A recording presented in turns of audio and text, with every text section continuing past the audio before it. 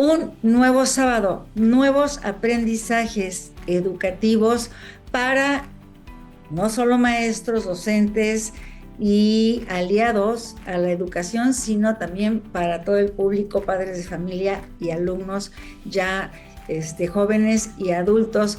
Y engalanada porque mi compañera de esta aventura educativa, la doctora Rita, siempre nos tiene grandes y maravillosas sorpresas de dónde consigues tanta, digamos, valen oro nuestros invitados. Rita, te saludo hasta México. Buenos días, nuevamente sí, con el placer de estar aquí con todos ustedes y claro que sí contigo, Adriana. Y bueno, yo creo que el estar inmerso en la educación, el estar inmerso en la actualización docente, pues me ha brindado la oportunidad de conocer esas personalidades educativas que la verdad aprende uno bastante de ellos. Y pues no faltaba menos que estamos contigo en España, aquí en México y nos vamos hasta Bolivia con nuestro invitado. ¿Cómo ves? Perfecto. Comparte con nuestro público porque tú eres la anfitriona de estos docentes, maestros preparados, especialistas, doctores, maestros y toda una gama. Pues el tema y a nuestro invitado. Claro que sí, pues tenemos con nosotros precisamente al maestro José Antonio Santander y que nos va a traer, dije, de Bolivia, pero que nos va a traer un tema, hoy nos va a comentar la empatía del educador de la mano con la IA, con la inteligencia artificial. Tan de moda este tema. ¿Qué les parece? Antes de darle la palabra y que conozca nuestro público, a nuestro invitado, la IA. Qué buen tema, la empatía, porque me imagino que se puede usar para bien, para mal o para hacer trampas los alumnos y algunos docentes, ¿no? Pero esto ya lo confirmará nuestro invitado. ¿Cómo está, maestro? Bienvenido. Hola, ¿cómo están? Doctora Adriana García, Rita Aguilar, un gusto poder estar con ustedes en este programa, juntamente a la Universidad Santander de México. Bueno, pues yo aquí alegre, contento, porque justamente lo que nos permite este tipo de programas es poder compartir lo que vamos aprendiendo día a día, ¿no? Porque todos estamos aprendiendo juntos ahora con esta nueva revolución de la IA. De la IA. Y bueno, ya la IA tiene varios años, pero ¿desde cuándo se incorporó a la educación? Bueno, a la educación directamente yo soy docente por lo menos ya creo 20 y tantos años, ¿no? Docente universitario más que todo. Soy de profesión ingeniero de sistemas, entonces desde ahí ya justamente siempre me ha gustado lo de la tecnología, pero obviamente con la parte educativa es otro mundo, porque al usar la tecnología para la educación, para la transformación de las personas es totalmente diferente y aquí es justamente algo que ahora vamos a hablar un poco, que es la empatía, ¿no? El docente que debe empatizar con el estudiante, con el contexto, y eso es importante, ¿no? Entonces, ya más o menos directamente trabajando con la educación a nivel Latinoamérica, estoy unos 12 años. He formado la comunidad de educadores Google para Bolivia hace 10 años, justamente este año estamos cumpliendo 10 años la comunidad de educadores Google, que es una comunidad que es a nivel internacional, un programa de Google for Education, y también he empezado justamente a formarme por ese lado, ¿no? Entonces, ya vamos muchos años trabajando por la educación. La pandemia ha sido una ventana tremenda que nos ha permitido llegar a muchos más educadores a nivel internacional. Hemos logrado realmente cifras muy buenas de personas, docentes, educadores apasionados a los cuales hemos legado, dándoles un poquito las herramientas con las que podíamos trabajar en ese momento en línea, pero ahora a través del tiempo sabemos de que es algo que debemos tener como lo que antes teníamos nuestro cuaderno, que seguimos teniendo muchos de nosotros, ¿no? Pero ahora la tecnología nos acompaña en el día a día. Es correcto. Muchas gracias. Sí, sí, dice verdad, del cuaderno que nos acompaña. Y Adriana nos dice que sí, sí, yo también soy de tomar nota, yo también soy de seguir Sí, sí. escribiendo, independientemente que tenemos, ahí está, que tenemos aquí nuestra computadora y todo. Pues ya de hecho, ya José nos dio también, aparte de decirnos cuántos años tiene más o menos incorporada la IA, de repente pensamos que la IA nada más es estos chats que últimamente escuchamos, el ChatGPT, el Gemini, el Cloud, ¿verdad? Pero obviamente sabemos que viene muchos, muchos años atrás, ¿verdad? Que en realidad a lo mejor no lo habíamos incorporado tanto a la educación. Y también aprovechó José pues para presentarse un poquito porque no le dimos oportunidad de preguntarle quién era, ¿verdad? Muchísimas gracias, José. Pero ya que iniciaste con el tema, ya que iniciamos con el tema del programa, ¿cómo podemos lograr un equilibrio? Porque mencionaste que íbamos a hablar precisamente de la empatía, donde la IA completamente, en lugar de reemplazar la conexión humana y la empatía del educador en el aula, ¿cómo podemos lograr eso?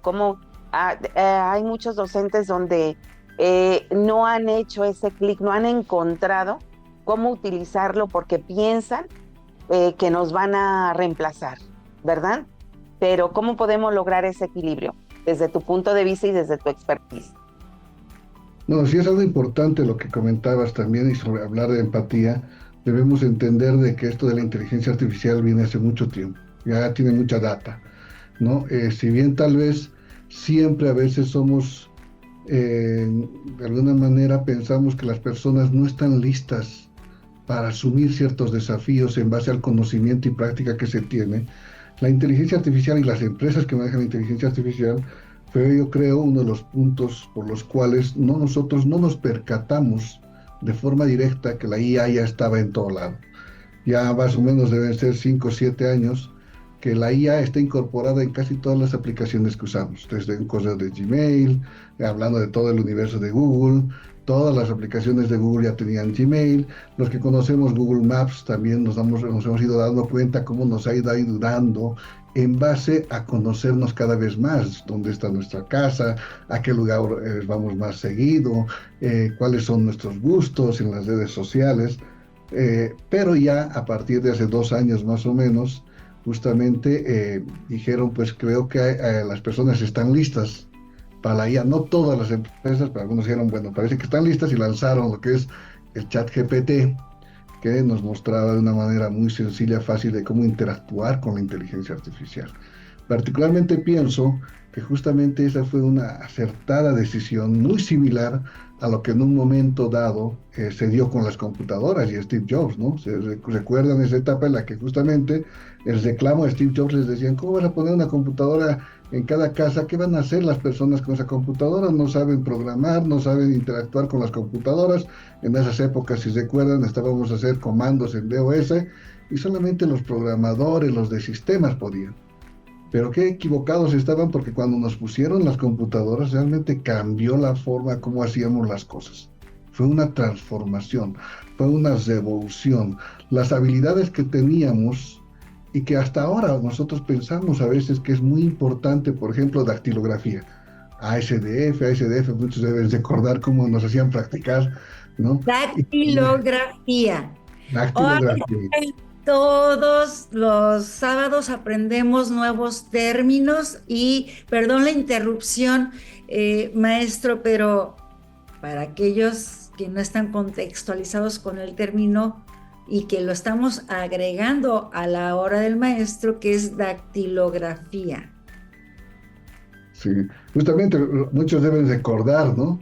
Cómo nos ponían frente a la máquina de escribir y nos ponían a teclear ASDF, porque era la forma en que cada vez era importante saber escribir muy rápido en esas máquinas de escribir, ¿no? Y también En México la conocemos como mecanografía. Ah, perfecto. También creo que es la misma mecanografía, también la conocen por este lado, sí. También recuerdan lo que es letras Palmer. ¿no? Que ya en los cursos de básicos nos hacían escribir, porque era importante escribir rápido, escribir bonito, y juntamente con la ortografía también. Pero ahora hay que reanalizar, ¿no? Porque ¿será que esas habilidades ahora son necesarias para los jóvenes? Si bien para nosotros son importantes, todavía son importantes, porque nosotros hemos vivido en ese mundo, pero para los jóvenes tal vez no saben. A mí mismo hace unos 5 años me pasó, se cortó la luz, tenía que hacer una carta muy urgente, me pusieron una máquina ahí y me quedé en la primera línea, porque no recordaba cómo hacer el enter. Es decir, no encontraba en la máquina de escribir el enter, que era para que la hoja suba uno más, ¿no? Y no me acordaba que era esa palanquita. Imagínense, ¿no? Entonces realmente las cosas han cambiado y justamente en base a lo que les decía, ¿no? La computadora hizo una revolución, la inteligencia artificial igual demostró lo mismo, es decir, que nosotros los humanos nos adaptamos y aprendemos muy rápido, ¿no? Y así como muchos pensaron que la IA, no estábamos preparados para la IA, para todo lo que eso representaba, para todos los cambios que podría generar, nos estamos dando cuenta que sí es importante y aparte nosotros nos vamos adaptando en función a la velocidad que tenemos para aprender, porque eso nos ayuda a adaptarnos, a poder conversar con la inteligencia artificial, porque ahora puedes conversar. La inteligencia artificial generativa es justamente una tecnología con lenguaje natural. Eso quiere decir que puedes conversar de una forma como la cual conversas con cualquier persona. Pero lo interesante es que la IA tiene un mundo de información y en base a todos los algoritmos que tiene, te va a brindar información adecuada, contextualizada, en base a lo que tú le preguntas, al contexto que tienes, y esto es importante, al background, al conocimiento que tú tienes. Es decir, la IA no es mágica, no va a ser algo que tú no sabes cómo interpretarla. Es en función de lo que tú conoces que vas a hacer. Por eso muchas veces lo que repito es de que la IA es un reflejo de ti, un reflejo de cada uno de nosotros.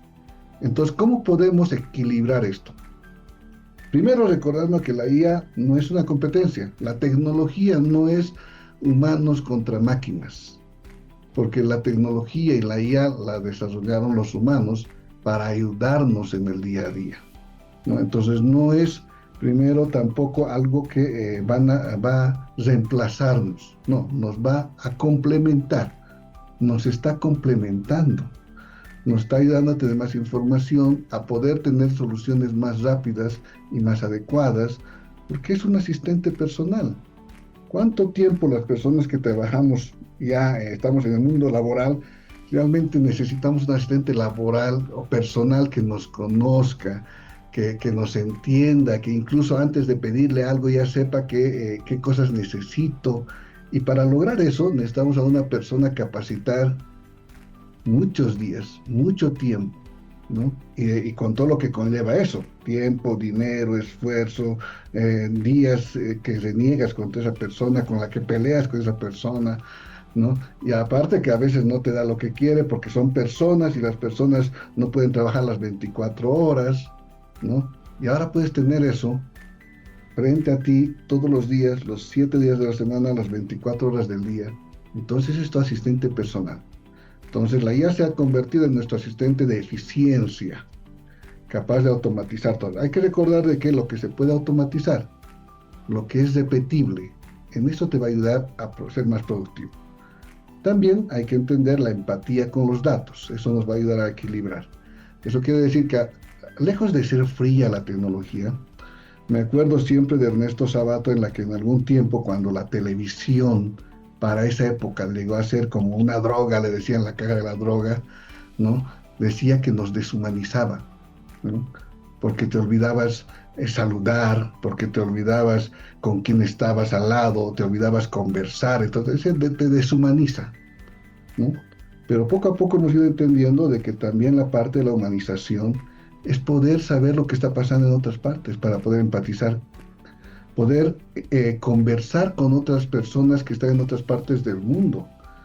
Hace mucho tiempo, no tanto tiempo, unos 10, 15 años, poder llamar a España, poder tener una conversación como la que tenemos en este momento, no era posible. O si era posible, representaba un costo muy alto. Es decir, tenías familiares que habían migrado a diferentes lugares que no se volvían a ver nunca más. Y con las redes sociales, con la tecnología, esto ha vuelto a ser, es decir, nos ha humanizado nuevamente, nos ha conectado. Entonces, estos datos nos ayudan a ser incluso más empáticos. Y la IA viene con tecnologías mucho más sorprendentes, es decir, te ayudan a identificar necesidades de las personas, indicadores de ansiedad, de cooperación, de dotes de liderazgo. Cuando ves cómo responde la otra persona y la puedes analizar, y pues esta persona tiene potencial de liderazgo. Y en base a eso, poder enseñarle de una forma más personalizada, porque para enseñanza personalizada, empática, necesitas entender más y necesitas más tiempo de como docente, y a veces nosotros no tenemos el tiempo como para poder analizar cada respuesta minuciosamente de cada estudiante. Pero con la IA ahora sí podemos de alguna manera. Entonces hay que entender eso, dos cosas: no viene a sustituirnos, no viene a reemplazar nuestras tareas, no es alguien que nos va a hacer nuestras tareas porque sí, no, es un asistente personal, nos ayuda a ser más eficientes, más productivos. Eso nos ayuda a tener mejores datos con los cuales podemos justamente dar mejores resultados en nuestro proceso de enseñanza-aprendizaje. Entonces, con eso podemos lograr un equilibrio, estimada Rita. Bueno, me voy a atrever a hacer un comentario debido a lo que nos está comentando ahorita. Yo siempre he dicho, y no me da vergüenza decirlo, soy antitecnología, me resisto, soy resistente, me gusta la conversación cara a cara. Por ejemplo, sé que le puedes dictar al WhatsApp en vez de tardar mucho tiempo escribiendo, y ya nada más corriges unas cosas, pero me doy cuenta que el WhatsApp me cambia las palabras y entonces prefiero teclear o mejor mandar un audio y me desespero. No le tengo paciencia a la tecnología, pues soy de la generación X y sigo con mi libreta, papel y el cara a cara con mis colaboradores. No se diga con los alumnos, y sobre todo los alumnos de hoy, que ya son de la era digital desde que nacen prácticamente, y todos lo saben, ya no se les atora el mundo para nada. Ahora me imagino yo, sí te facilita mucho la existencia, pero en el aula, ¿cómo la llevas? ¿Cómo la lleva el docente? ¿Cómo la lleva el alumno? ¿En qué nos aporta a agilizar el aprendizaje? Porque lo que sí sé que se está rompiendo es la comunicación asertiva. Sí, es muy interesante lo que tú mencionas, y te comento que ese fenómeno que tú tienes, todos lo pasamos, incluso los jóvenes lo pasan, porque es algo que se ve en gestión del talento humano incluso. Si quieres que tu empresa escale y se mantenga en productividad, necesitas capacitar a tu personal. Pero muchas veces nosotros no queremos dar el tiempo para capacitar a ese personal. Y ahora en la tecnología es justamente el tiempo para capacitarnos nosotros. Es decir, cuando le dictas a la secretaria, al principio no te lo hace lo que tú quieres y como tú lo quieres. Y es porque le falta capacitación, le falta conocimiento de la empresa, le falta conocimiento de lo que tú quieres. En la IA y en la tecnología en sí es lo mismo, ¿no? Entonces, en estos casos, muchas veces invitarnos a nosotros mismos a seguir intentando, ¿no? Porque es parte del proceso. Ahora, en la parte de cómo está haciendo el cambio en el aula, es importante lo que tú dices, es decir, la comunicación asertiva. Y tú, yo creo que coincides que la comunicación asertiva no se basa en que le brindas más información al estudiante, sino en cómo te relacionas con el estudiante, a través de qué actividades te relacionas con el estudiante. Entonces ahora justamente es eso, hay que estar consciente de que la IA te va a liberar de procesos repetitivos que antes eran muy cansones, incluso llamar lista, hacer un cuadro de asistencias, que ahora eso con la IA lo puedes hacer.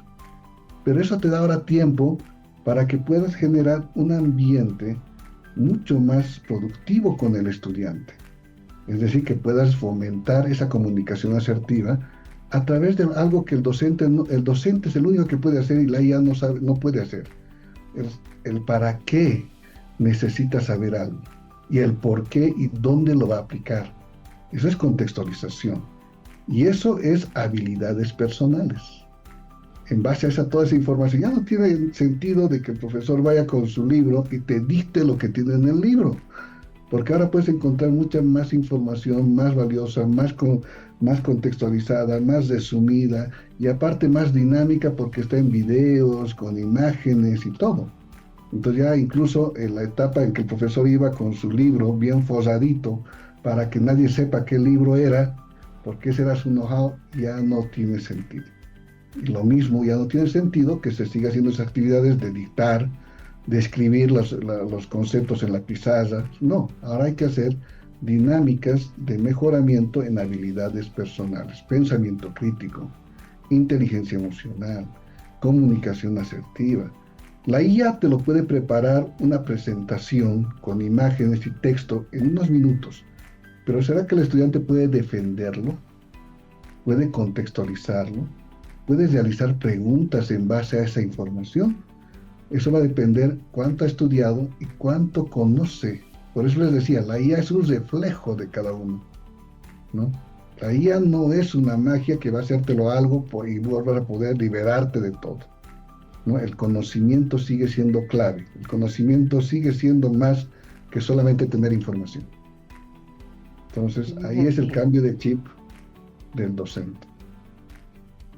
Gracias, gracias. Sí, tú lo mencionaste, yo creo que aquí la capacitación, la actualización es fundamental, tanto para, y más que nada para los docentes, porque bien decías, o sea, traías tu libro, tu libreta, y veíamos de repente también en la universidad, o bueno, a nivel básico también, que el maestro que le impartió a lo mejor clases a mi hermano, a mi papá, y luego me tocó a mí que me impartiera clases y traía el mismo libro, el mismo cuaderno inclusive, la misma manera. De hecho, es más, éramos tan impredecibles que decían, no te preocupes, es más, para que haz esto y vas a pasar. O sea, ya sabían, ya nos pasaban esos tips de qué teníamos que hacer para que el maestro, ¿sí?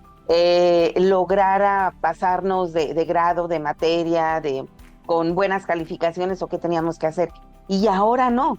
Ahora precisamente con esta actualización, con la IA que dices tú, que al final de cuentas es el reflejo de nosotros, y sí, cuando lo utilizamos nos damos cuenta de que tanto preguntamos a la IA que ya hasta dice, de acuerdo a tu contexto, de acuerdo a tu trabajo, y nos da la respuesta. Pero aquí también es un riesgo, porque ¿qué tanto se tiene que actualizar el docente? Porque si todos tenemos a la mano la inteligencia artificial, como tenemos la tecnología, o bueno, la mayoría, porque también hay contextos donde no la hay lugares donde no existe la tecnología todavía, a pesar de que estamos en el siglo XXI, pero ¿qué riesgo corre el maestro también de poder presentar una clase y que los estudiantes tengan a la mano el celular y a lo mejor generen algo más allá de lo que el maestro sabe?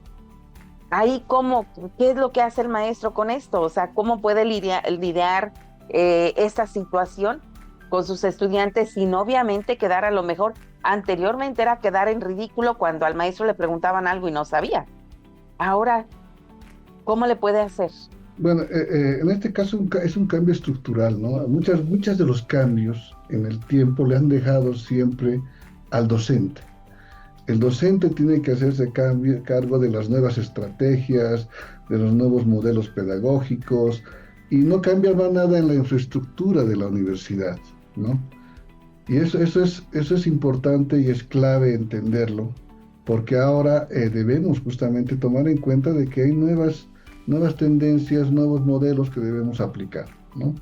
Y en eso también tenemos algunas herramientas que nos vienen a apoyar o conceptos, podríamos decir, o teorías, ¿no? Como el caso, por ejemplo, de la ciudadanía digital, ¿no?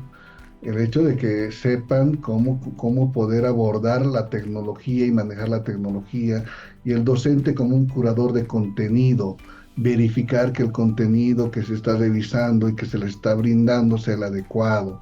Entonces hay que siempre recordar de que en la estructura educativa tenemos un ambiente que es el colegio, que es la universidad, la cual se rige con sus propias políticas y sus propias reglas. El poder tener tal vez que un estudiante tenga un celular, estudiante tenga su celular personal, tal vez no es muy óptimo, y se lo ha visto ya en las pruebas de PISA, en la que se ha visto que muchos estudiantes de que hacen las pruebas de PISA han reprobado en matemáticas porque el que tiene el celular no solamente se distrae él, sino también distrae al que está a su lado, ¿no? Y otra cosa es de que muchas veces, tanto en jóvenes, en mayores y en niños, se ha visto que, y en Latinoamérica es mucho más fuerte, que somos campeones en el uso de la Internet y tecnología, pero con contenido de ocio. Entonces, entonces uno se alegra y dice, somos campeones porque la penetración y adopción de tecnología es mayor en Latinoamérica, y uno dice, no, sí, sí, sí, pero con contenido de ocio, es decir, están viendo drogas sociales, Facebook, Instagram, no es, obviamente hay que irlo entendiendo, pero también hay una tendencia que dice, pongamos IA en las aulas, ¿no? Pero no estaríamos volviendo a lo mismo. No, porque la idea es tener ese ambiente controlado que les decía. Estamos hablando de una universidad, estamos hablando de un colegio, que no está permitido que entren con sus celulares personales, pero que sí haya una IA que les ayude con lo que se está viendo en el aula. Que el profesor se dé cuenta que es importante porque tiene un asistente que le va a ayudar a hacer una empatía a gran escala. ¿A qué se refiere? A que va a poder dar una personalización y un aprendizaje adaptativo si se apoya en la IA dentro de ese contexto, de ese ambiente del estudiante, ¿no? Entonces ahí hay que siempre apoyarnos en lo que es la educación. Siempre lo que es malo o lo que aparentemente podría generarnos malos hábitos, al principio ha sido prohibido. El alcohol, ¿no? Por ejemplo, ha sido prohibido por muchos años, y obviamente porque nos genera mala conducta, malos hábitos. ¿Y cómo se combate? Con educación, con información. Entonces, eso es importante también tomar en cuenta con estas herramientas. No es malo de que en la misma universidad o en el mismo colegio haya IA. Imagínense una IA para los estudiantes y una IA para los docentes. El estudiante va a poder consultar algo que no ha aprendido o que no ha podido comprender a una tecnología que, primero, no se enoja fácilmente. Es decir, no se enoja. La IA no se enoja. Tiene paciencia ilimitada. Es decir, no importa si le preguntas una, dos, tres, cuatro veces, te va a volver a responder en función de lo que tú le vayas preguntando. Todos sabemos de que cada uno de nosotros tenemos un nivel de paciencia, ¿no? Una pregunta, bien, dos veces, ya, tres veces, medio que ya empiezas a ponerte rojo y a renegar, y hasta tus respuestas medio que ya van mal, ¿no? Entonces, eso es bueno. Por el otro lado, al docente le ayuda a poder tener planificaciones de clase que antes te podían tomar toda una semana, ahora en unos minutos. Eso quiere decir que puedes hacer planificaciones para cada uno de tus estudiantes, de la forma como están respondiendo, de cómo están interactuando. Entonces, el rol del docente se ha vuelto más humano. Ya no es de un repetidor, es de un coach. Y el coach, ¿qué hace? Normalmente acompaña en el proceso de aprendizaje. También se da cuenta de que el coach aprende juntamente con todos los estudiantes, en diferente nivel, diferente medida, y obviamente su experiencia de saber el contexto, cómo afrontar ese contexto en el que viven, es el plus del educador. Eso no puede ser reemplazado por la IA. Ahora, el que se pregunta, ¿no? Dice, es que nos van a venir a reemplazar la IA y los robots. Y a veces yo digo algo que puede ser muy debatido. Si una máquina te puede reemplazar, entonces es justo que te reemplace. Y es que es muy, genera mucha incertidumbre y controversias, porque, a ver, para empezar, qué habilidades, tanto pues que implican al intelecto como a las emociones, o sea, a la aceptación de estos cambios, tiene que tener los docentes, porque no sé cuántos programas llevamos en esta temporada, Rita, fácil 20 o más, donde todos los días aprendemos muchas cosas nuevas, no solamente una cosa nueva. Cada invitado que se sienta en la hora del maestro durante una hora nos enseña muchísimas novedades, innovaciones, técnicas, metodologías aplicadas en el aula, pero ¿cómo preparar ese choque donde dice el docente está cerrado, pero ya vemos que ha evolucionado, ya no es ese que repite cada año y generación con generación los mismos contenidos? Esa comunicación frente a frente con tus alumnos de cualquier edad, de cualquier grado, de cualquier asignatura, es lo que me genera a mí una especie de frustración, porque se desconecta ese cara a cara. Así lo comento, porque puede haber muchos docentes que nos están viendo que se enfrenten a lo que yo estoy lanzando al aire como pregunta, ¿no? A veces, si ya le dices al alumno de qué vamos a hablar y tiene su iPad o su herramienta, ya te contesta todo, pero no te contesta porque aprendió, sino porque se lo preguntó a la IA. Y cómo asegurarnos de que sí está comprendiendo el tema. Bueno, ese es un punto muy importante a considerar, ¿no? Hay que tomar en cuenta que información no es conocimiento, ¿no? Y la manera, y esto lo podemos saber muchas veces cuando estamos dando una clase y le digo, a ver, a los estudiantes, planteen preguntas en base a lo que han aprendido. Muchas veces no pueden plantear preguntas, porque eso es parte del pensamiento crítico, es parte del conocimiento, es parte del empoderamiento de la información, ¿no? Y justamente eso, ¿cómo nos damos cuenta? Por nuestra experiencia, por el pensamiento crítico que hemos ido desarrollando. Y esa comunicación, ese ejercicio se debe hacer ahora, más allá de la información, porque el que tenga la información de lo que vamos a dar clases genera mucho valor para el momento de la clase. Por eso ahora viene lo que es el Flipped Classroom, donde el docente ya le da todo el contenido al estudiante a través de diferentes tecnologías, de tal manera que venga el estudiante a conversar, a discutir y a generar nuevos conocimientos en base a esa información. Pero eso conlleva un cambio total de la forma y conducta del estudiante, porque en todos estos años también el estudiante ha dejado de leer, ¿no? Y cuando tú le das el contenido, llega a clases y no ha leído nada. Entonces tú, como un profesor que quieres hacer una pregunta, quieres discutir sobre algo, no puedes hacerlo porque el estudiante no ha estudiado. Entonces hay que ver estrategias. Lo que yo hacía en ese momento, por ejemplo, era media hora les daba para que se lean lo que es y poder discutir, poder teatralizar incluso el contenido. Es que justamente, como les decía, es cuestión ahora de que ese ambiente ya no es el mismo de comunicación de información. Ahora es de generar conocimiento, ¿no? Entonces, ahí hay que considerar muchos aspectos, incluso cambios de chip. Tomar un examen con preguntas abiertas o cerradas ya no es una opción si quieres validar su conocimiento. Eso es solamente una forma de reforzar su aprendizaje, ¿no? Pero no de validar su conocimiento.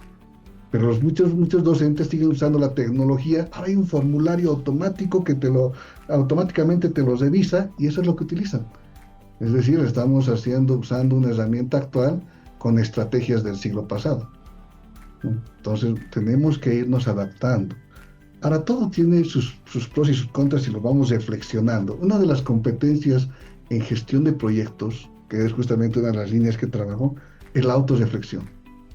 para saber cómo estoy aprendiendo y cómo he realizado y cómo he aplicado mis competencias personales, esto de comunicación, de liderazgo, de motivar, ¿no? ¿Cómo lo he hecho? Y ahí, entre eso es justamente cómo voy aprendiendo. Hace un tiempo decían los jóvenes, y ahora todos estamos perdiendo este gran valor de la ortografía. Es decir, ya no sabemos dónde lleva acentos y cuál se lleva con mayúsculas, hay abreviaturas que no se conocen, pero sabemos que también la Real Academia Española cada vez está adicionando nuevos términos. Eso es parte de la generación de la cultura. Y algo que me di cuenta en este análisis es de que mi ortografía ahora es mejor que la de hace unos 5 años, Ah, gracias al WhatsApp. ¿Y por qué? Porque ¿por cuando lo estoy correcto? escribiendo, claro, cuando estoy escribiendo, de pronto me dice, esto es con acento. No me lo dice así, pero me pone el acento. O que esto es con C. Y la forma de aprendizaje es muchas veces así, de repetición. Pero De aprendizaje. realmente el que está escribiendo o dictándole al WhatsApp, ¿realmente se fija en la ortografía o lo que le preocupa es enviar el mensaje y punto? No, yo pienso que ahora muchos se fijan porque incluso ahora es mucho más juzgado. Al menos en nuestro medio ya profesores docentes, si tú escribes una palabra mal, teniendo un autocorrector, ya es pues mucho mayor que lo que antes era, porque antes no tenías el autocorrector, hasta podías decir error de dedo y demás. A lo que voy es de que hay un proceso de aprendizaje. Gracias a las tecnologías también vamos aprendiendo, ¿no? Y de parte del modelo de aprendizaje, incluso de eso, es el mismo que usaban las mamás. ¿Cómo hacían las mamás para que aprendamos a tender o que tengamos ese hábito de tender la cama? Todos los días nos decía, ¿tendiste la cama? ¿Tendiste la cama? ¿Tendiste la cama? ¿Pusiste el acento? ¿Pusiste el acento? ¿Pusiste? Al último pones el acento, antes de que el corrector te lo ponga, ¿no? Entonces es parte de ese proceso también. Y muchas de las tecnologías han implementado eso actualmente. Están adoptando nuevas formas también para que se aprendan, ¿no? Contenidos pequeños, porque saben que ahora todo el mundo aprende en el móvil, mientras está viajando a algún lugar, mientras está esperando a alguien. Entonces esos aprendizajes, microaprendizajes, son también necesarios y además te ayudan en el día a día a adoptar nuevas habilidades, ¿no? Pensamiento computacional también es importante. No conocemos esa habilidad. ¿Y a qué se refiere el pensamiento computacional? Bueno, pues a saberte comunicar con las máquinas, ¿no? Muchas de las personas mayores tienen esa deficiencia. Les llega un nuevo Smart TV y el nieto es el que se los prende, se los cambia de canal porque ellos no pueden, porque no tienen pensamiento computacional. ¿A qué se refiere el pensamiento computacional? Solamente es lógica. Por sí hace algo, por no hace otra cosa, ¿no? Y a través de ciertos códigos. Entonces hay nuevas habilidades emergentes que son necesarias para nosotros, las personas mayores, adoptarlas. Obviamente vamos a tener nuestras deficiencias porque no es nuestro ambiente en el que nos hemos desarrollado. Pero los jóvenes tienen más habilidad en eso. Pero tenemos que ayudarles a construir conocimiento. Porque si vemos un celular de un joven actualmente, muchas de sus herramientas no son de productividad, son de ocio. ¿Y quién tiene que guiarles? A través de ciudadanía digital. Nosotros, ahí estamos. Tenemos nuevos roles, nuevas obligaciones, nuevos contextos, ¿no? Ahora ya tal vez no te dicen, te levantas de la mesa y te das gracias a todos. Pero ahora cuando mandas un mensaje por WhatsApp tienes que decir buenos días, te tienes que presentar y preguntar y no solamente decir hola y nada más, ¿no? Son nuevas formas actualmente, nuevas formas de comunicación. Gracias, qué interesante. La etiqueta, ¿verdad? Que vendría siendo precisamente esos códigos de convivencia, de etiqueta, pero dentro de la digitalización, dentro de este mundo que estamos ya inmersos dentro del Internet. Fíjate que independientemente de que estamos hablando de la inteligencia artificial, de que nos presentas todos los beneficios, bondades y obviamente los riesgos que hay con la inteligencia artificial, también hiciste mención de las habilidades blandas, de cómo realmente evaluar, porque no es calificar, sino evaluar y proceder con esas habilidades blandas de comunicación efectiva, asertiva, liderazgo, empatía, y que es a raíz o basado en una autorreflexión o una autoevaluación. Qué importante también es que el estudiante y también nosotros como docentes, porque a veces decimos, no, a nosotros no nos van a evaluar. ¿Por qué nos van a evaluar? Al que tienen que evaluar, pues, o yo tengo que evaluar al estudiante. Pero qué importante es esa autoevaluación. Después de cada una de nuestras clases, los estudiantes, después de cada una de sus materias o de su semana, o bueno, depende de cada uno de cómo hacemos, ¿sí? Para que realmente pueda lograr ese aprendizaje concreto, ese aprendizaje significativo de que cómo está utilizando esas herramientas, en este caso estas herramientas digitales. Si realmente es de ocio, ¿verdad? Que la inteligencia artificial, porque corremos el riesgo, y lo hemos visto, de cómo han buscado falsa información y cómo han también a lo mejor truqueado a la inteligencia artificial para que les dé formas de, pues sucedió hace poco un suicidio, ¿verdad? Que le preguntaron a la inteligencia artificial cuál es la mejor manera de suicidarme, ¿sí? Tuve un estudiante que hasta le preguntó a la inteligencia artificial de que tenía problemas con su mamá, que qué le sugería, ¿sí? ¿Cuál era el consejo? Porque su mamá no entendía, entonces, ¿qué tenía que hacer?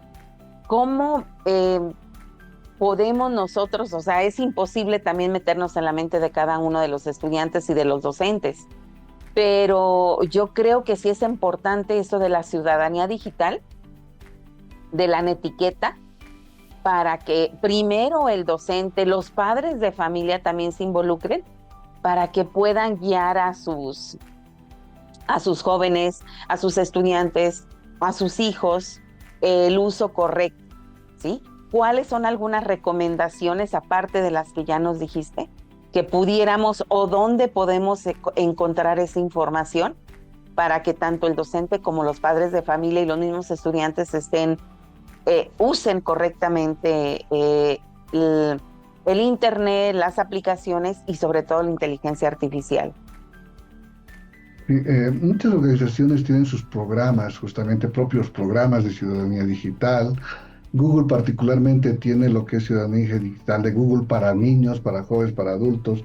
E incluso dentro de esos hay un programa que se llama I Am Remarkable, que es muy importante, yo pienso, incluso para que las personas empiecen a valorar en el nuevo contexto actual, es decir, ¿por qué yo estoy aquí? ¿Me merezco estar aquí? ¿Yo soy realmente importante? Pues I am remarkable, es decir, lo que hago es importante y todos los pasos que he seguido son importantes para estar acá, y es por eso que es importante que yo pueda compartir esto.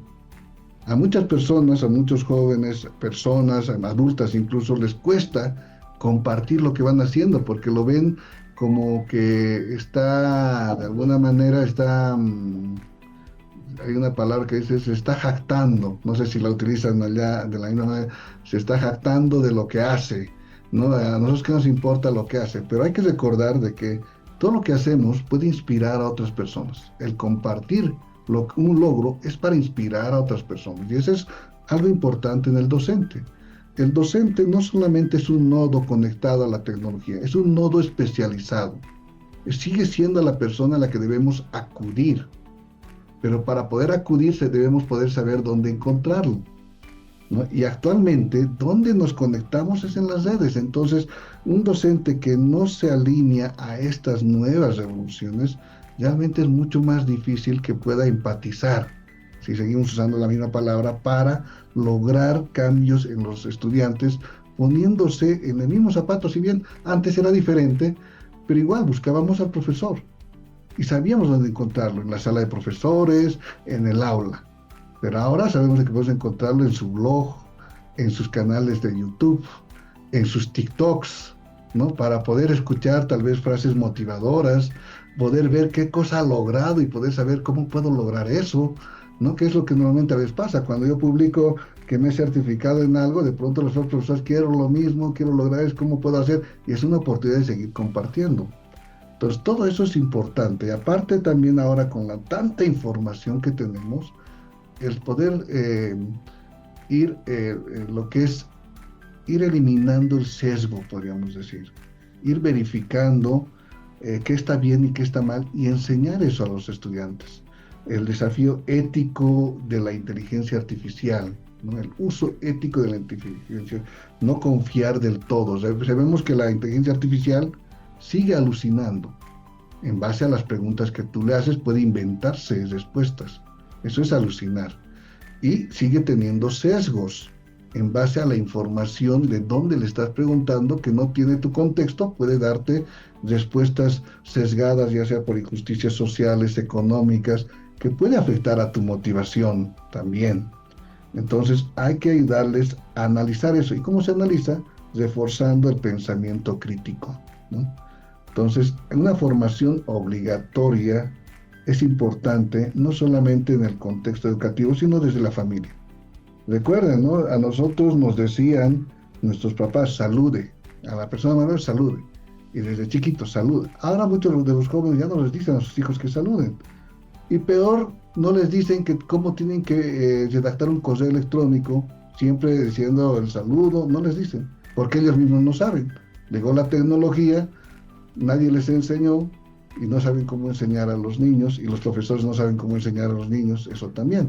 De pronto te llega un WhatsApp diciendo, por favor, quisiera mi nota de ayer, y tú no sabes quién es, revisas su foto, ahí está Pikachu, porque no ponen sus fotos reales, y no sabes quién es, no te pones su nombre, no te pone, y te exigen directamente, porque son inmediatistas, ¿no? Quieren una conversación inmediata, de ida y vuelta, pero alguien tiene que enseñarles, y eso es parte de la ciudadanía digital, eso es parte del papá, eso es parte del profesor, y eso es parte de lo que nosotros vamos a ir aprendiendo también, el poder saber qué compartir y qué no compartir, ¿no? Así como el papá a la mamá le decía, ¿dónde estás yendo? ¿Por qué estás yendo de esa forma vestido? Tienes que ir de esta manera. Igual en las redes, ¿no? Tienes que decirle, esto está bien, esta foto puedes compartir, esta no, porque a veces no se dan cuenta del impacto que puede tener, ¿no? Entonces realmente hay muchos desafíos que debemos afrontar, pero parte de eso es una empatía actualizada, es decir, empatizamos, pero actualizamos al contexto, ¿no? Y en un 360 también, porque ya no es solamente el mundo real, sino también es el mundo virtual, que bloqueándolo no vamos a lograr nada, ¿no? Es educando. Gracias. Gracias, Rita. Comentabas hace rato, y lo has insistido mucho, que hay que promover como docentes o coach educativos o facilitadores del conocimiento el pensamiento crítico. Si, por ejemplo, dejas un producto que elaboren en casa de cualquier asignatura y todos se van a responder a través de la IA, al día siguiente, cuando revises el producto, van a ver productos similares porque la IA pues prácticamente contiene la misma información. ¿Cómo entonces cuando medio salón tiene las mismas respuestas a tu producto y otros varían un poquito, cómo haces en tu clase que esa información que les encargaste la hagan crítica cuando es una réplica de la IA? Es que aquí es un cambio de chip total. Recordar de que la IA va a hacer todo lo que es repetitivo, ¿no? Y todo lo que se puede hacer de forma repetitiva, la IA te lo hace de forma fácil. Pero pedirles una presentación solamente, obviamente sabemos de que van a acudir a la IA. Pedirles un resumen, van a acudir a la IA. Pedirles incluso un documento, un ensayo, van a acudir a la IA. Eso es parte de adquirir información, es un parte de conocimiento básico, que la UNESCO justamente lo divide en 3 niveles, ¿no? Adquirir, profundizar y crear. Entonces aquí lo que nosotros nos tenemos que enfocar es en la parte de profundizar, porque ahí somos los mentores de pensamiento crítico, le podemos llamar. un docente curador. Se dice curar contenido, el que seleccionar, contextualiza éticamente la información en base a donde vivimos, en base a quienes somos. Entonces, en base a esto debemos diseñar didácticas que integren la tecnología para desarrollar habilidades socioemocionales. La parte de, por ejemplo, a mí siempre he dicho de que en la educación los deportes son realmente importantes porque es el único espacio donde puedes practicar tus emociones de una forma real. Eso de alguna manera se pasa a la gamificación, ¿no? Es decir, buscar espacios donde el estudiante pueda mostrar cómo realmente maneja sus conflictos, cómo maneja sus emociones. En el deporte, si alguien te empuja, de pronto ahí quieres, bueno, tus emociones a flor de piel, pero empiezas a saberte controlar. Y eso te ayuda en el futuro a cómo afrontar los nuevos desafíos. Y luego la parte del crear. Y esto de crear es el liderazgo. Liderar conversaciones de manera ética, en la institución, en la comunidad. Por eso hay nuevos formatos, foros, grupos en redes sociales que te ayudan justamente a tratar de un poco crear contenido.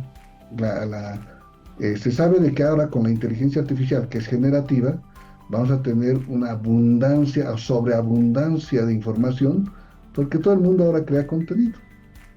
Pero ese contenido debe ser curado, ¿no?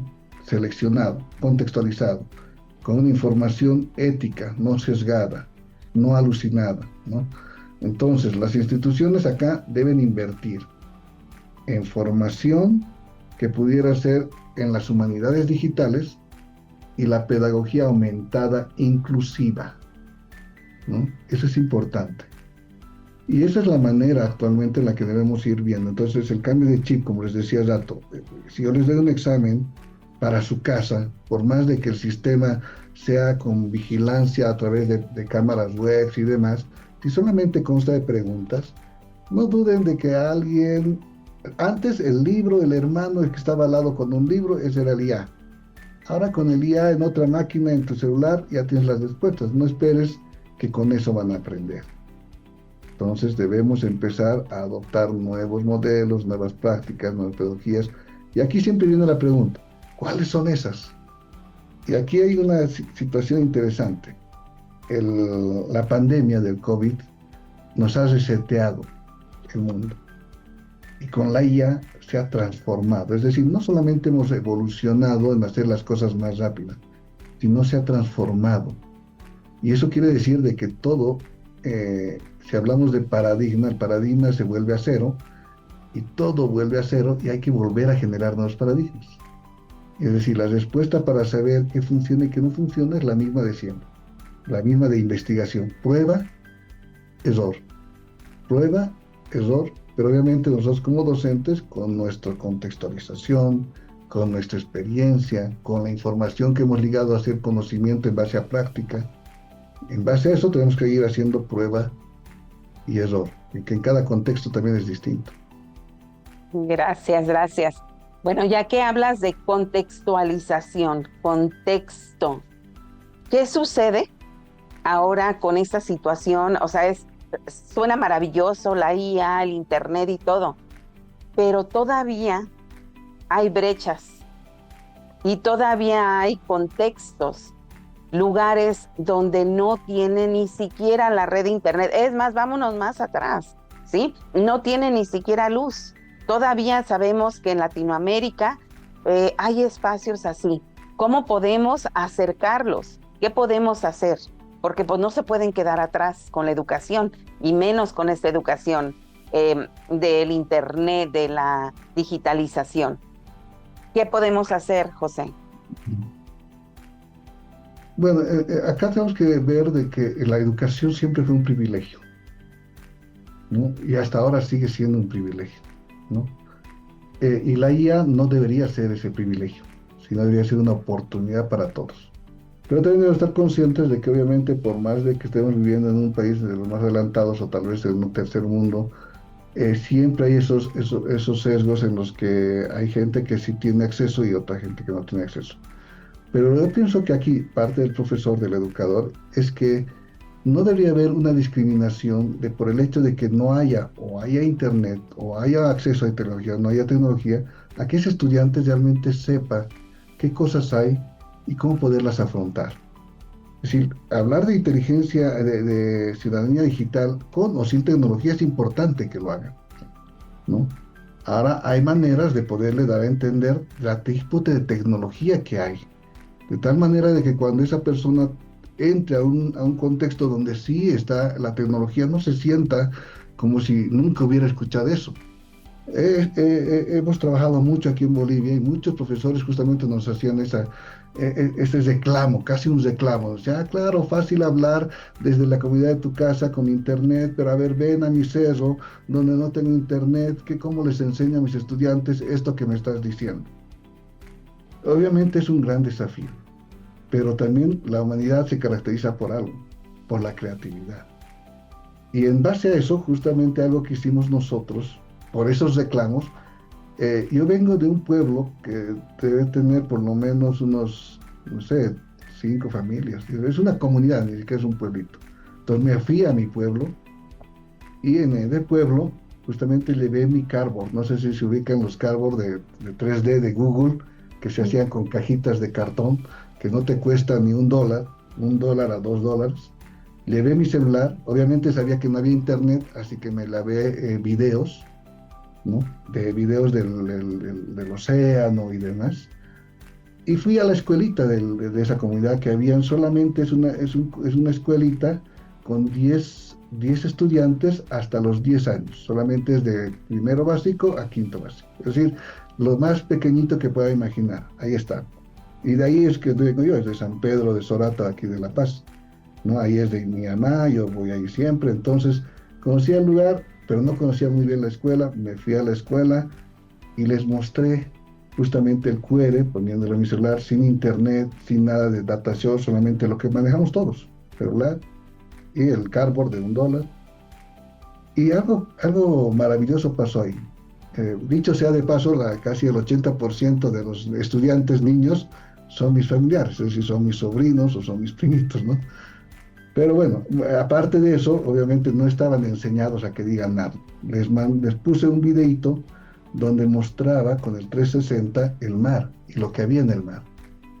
Y una de las niñas, que en ese momento tenía 6 años, y lo tengo el video, no sé si en algún momento lo viste, y si me puedo pasar también, es muy interesante porque en algún momento la niña dice, ¿qué sentiste? Y me decía, ¿qué viste? Le decía, no, yo estaba en el mar, dijo. Y yo le pregunté, pero estabas aquí. Ah, pero yo sentí que estaba en el mar. Qué Y eso es bonito. lo que el profesor tiene que buscar, esas emociones en el estudiante de poder de alguna manera hacerle notar que hay otras cosas aparte de lo que está viendo ahí, ¿no? El hecho de que en Bolivia no tengamos mar no quiere decir que nosotros no sepamos sobre el mar. Y tampoco es que no tengan la obligación de decirnos qué hay en el mar y qué cosas hay en el mar y cuáles son los beneficios que es el mar. Lo mismo debemos pensar como profesores cuando estamos en esos lugares. No por el hecho de que no tengo poder tener esa tecnología, privarles de eso también a los que son mis estudiantes, ¿no? Entonces eso es importante. Por eso es importante lo que les decía, la empatía. Cuando nosotros nos olvidamos cómo éramos niños, cómo éramos jóvenes, de alguna manera nos idealizamos a veces como profesores. Yo nunca hice pues un chanchullo. Mentira, hiciste alguna vez de alguna manera o viste cómo se hacen los chanchullos y sabes, y por eso también puedes controlar hasta mejor, ¿no? Porque sabes cómo es, tú ya has pasado por eso. Y eso es parte de... Fabuloso. Qué bonito este comentario y bueno, todos los conocimientos que nos has aportado, pero la hora se está agotando. Es importante que compartas con nuestro público si das asesorías, aunque sea a distancia, cursos o algún tipo de talleres donde nos enseñes a los docentes a implementar la IA en las aulas y todos esos tips, recomendaciones y retos que debemos de afrontar para ser asertivos con esta nueva herramienta y hacer evolucionar el conocimiento y el pensamiento crítico de nuestros alumnos lo mejor posible. ¿Hay alguna red o redes que manejes sociales donde des este tipo de asesorías? ¿Algún correo electrónico que nos puedas proporcionar? Sí, en las redes justamente yo soy mentor del programa de educadores Google para Hispanoamérica. Entonces ahí tenemos el programa que es de Google for Education. Tenemos el programa, ustedes pueden buscar ya sea en Facebook o en el mismo Google, Grupo de Educadores Google. Les aseguro que van a encontrar un grupo en su región, en su ciudad. Son educadores apasionados que brindan su tiempo voluntariamente, ¿no? Me pueden buscar también como José Santander, ya sea en LinkedIn, en Facebook, en Twitter, en TikTok, ahí estoy. Obviamente para cualquier situación, igual mis correos lo tiene Rita, pero es José Santander, pueden encontrarlo. Obviamente a veces cuando ponen en Google José Santander siempre sale el actor, no soy ese actor, por obvias razones se nota. ¿Hay un actor de ese nombre? José Santander, sí es un mexicano, un actor mexicano de novelas muy famoso, entonces siempre sale él. Entonces pongan José Antonio Santander Figueredo. Pues, Sí, ahí en las comunidades siempre estamos trabajando, brindando cursos gratuitos para educadores apasionados. ¿Quién es un educador apasionado? Un docente universitario, un profesor de normal que ha estudiado, o alguien que quiere compartir lo que va aprendiendo y le gusta compartir. Es un educador apasionado y con ellos estamos justamente trabajando constantemente por la educación a nivel global, ¿no? Y bueno, pues yo estoy atento para cualquiera que quisiera tal vez conversar y poder compartir lo que vamos sabiendo, así como ahorita justamente siempre estamos en las actividades de compartir, aprender, inspirar y fortalecer, que son las líneas base de la comunidad de educadores Google.